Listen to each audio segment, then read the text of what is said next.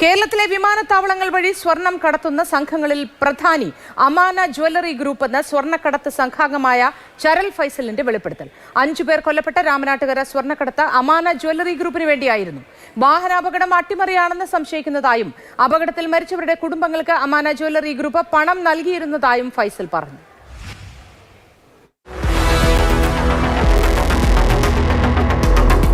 സംസ്ഥാനത്തെ വിമാനത്താവളങ്ങൾ വഴി നടക്കുന്ന സ്വർണ്ണക്കടത്തിന് പിന്നിൽ വൻ സംഘങ്ങൾ ഉണ്ടെന്ന് വ്യക്തമാക്കുന്നതാണ് വെളിപ്പെടുത്തൽ. കരിപ്പൂർ വിമാനത്താവളം വഴി നടക്കുന്ന സ്വർണ്ണക്കടത്തിലെ പ്രധാനി അമാന ജ്വല്ലറി ഗ്രൂപ്പാണെന്ന് സ്വർണ്ണക്കടത്ത് സംഘാംഗം ചരൽ ഫൈസൽ വെളിപ്പെടുത്തി. അമാന ജ്വല്ലറി ഗ്രൂപ്പിന് വേണ്ടി 5 വർഷമായി പ്രവർത്തിക്കുന്നു. സ്വർണ്ണക്കടത്ത് സംഘത്തിന് സുരക്ഷ ഒരുക്കുന്നതാണ് തന്റെ ജോലി. പ്രതിമാസം 200 യാത്രക്കാർ ഗ്രൂപ്പിന് വേണ്ടി കാരിയർമാരാകുന്നു. അവർ കൊണ്ടുവരുന്ന സ്വർണത്തിൽ ഭൂരിഭാഗവും കോഴിക്കോട് കൊടുവള്ളിയിലേക്കാണ് കൊണ്ടുപോകുന്നതെന്നും ഫൈസൽ പറഞ്ഞു. അമാന ഗ്രൂപ്പ് ഓപ്പറേറ്റ് ചെയ്യുന്ന സ്വർണം കാലിക്കറ്റ് എയർപോർട്ടിൽ വരും. ആ എയർപോർട്ടിൽ വരുന്ന സ്വർണത്തെ നമ്മൾ ആ പാസഞ്ചറെ പിക്ക് ചെയ്യുക. ഇവർ പറഞ്ഞ സ്ഥലങ്ങളുണ്ടാവും, ആ സ്ഥലത്തേക്ക് എത്തിച്ചു കൊടുക്കുക. അത്രയും ഡ്യൂട്ടി ഉള്ളൂ. ഇത് എവിടെ എത്തിച്ചിട്ടുള്ളതെന്നും കൃത്യമായിട്ട് പറയാൻ പറ്റൂലേ? നമുക്ക് കൊടുവള്ളിയാണ് അവർ എത്തിക്കാറ്. ഇവിടെ വീട്ടിലാണോ അതോ ഗോഡൗണിലാണോ? നമ്മൾ ഈ നാദറിന്റെ വീട്ടിലാണ് എത്തിക്കാറ്. നാദറിന്റെ വീടിനോട് പരിസരത്തുള്ള, പിന്നെ അവരാണ് അവിടെ നിന്ന് അങ്ങോട്ട് പോവാറ്. നാദറിന്റെ വീടിനോട് പരിസരത്തുള്ള സ്ഥലങ്ങളിലാണ് എത്തിക്കാറ്. അമാന ഗ്രൂപ്പ് എന്ന് പറയുന്ന ആരൊക്കെയാണ്?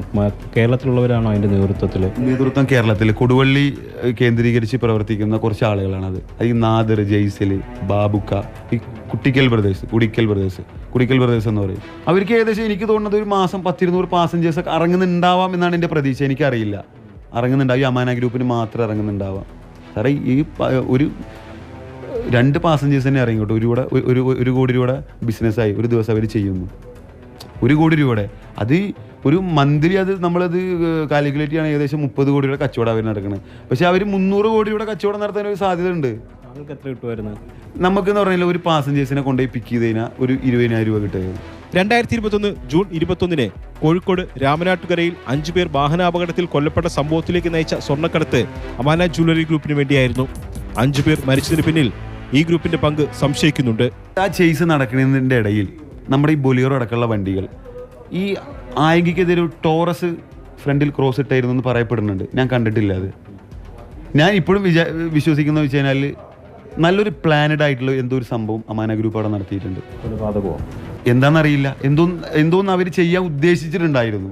അല്ലെങ്കിൽ അവർക്ക് അർജുനായെങ്കിലെ ക്രോസ് ഇടേണ്ട കാര്യമില്ലല്ലോ. ഇപ്പോൾ ഞാൻ വിശ്വസിക്കുന്ന കാര്യമാണത്. അതായത് ഈ ഗ്രൂപ്പ് നിങ്ങളെ മാർക്ക് ചെയ്യാൻ വേറൊരു ഗ്രൂപ്പിനെ ഏർപ്പെടുത്തിയെന്നാണോ?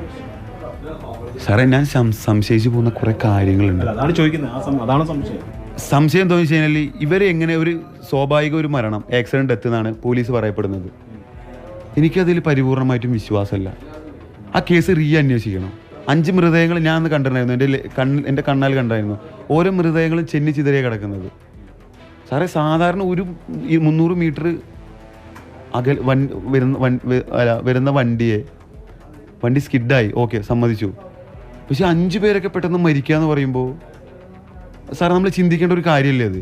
കൊല്ലപ്പെട്ട പാലക്കാട് ചെർപ്പളശ്ശേരി സ്വദേശികളുടെ കുടുംബത്തിന് വേണ്ടി 4.5 കോടിയോളം രൂപ ഗൾഫിൽ നിന്ന് അമാന ജ്വല്ലറി ഗ്രൂപ്പ് പിരിച്ചെടുത്തു. അതിൽ 25 ലക്ഷം രൂപ മാത്രമാണ് കൈമാറിയതെന്നും ഫൈസൽ പറഞ്ഞു. ഏകദേശം 4.5 കോടി എന്നാണ് ഞാൻ പറഞ്ഞത്.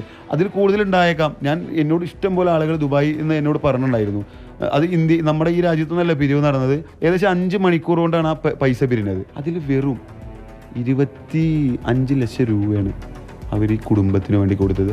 ഒരു കുടുംബം ആ കാശ് മേടിച്ച് നിരസിച്ചു.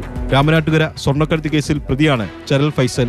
ശരത്തമ്പാട്ടുകവനൊപ്പം എസ് അരുൺ ശങ്കർ, മാതൃഭൂമി ന്യൂസ്, കൊച്ചി.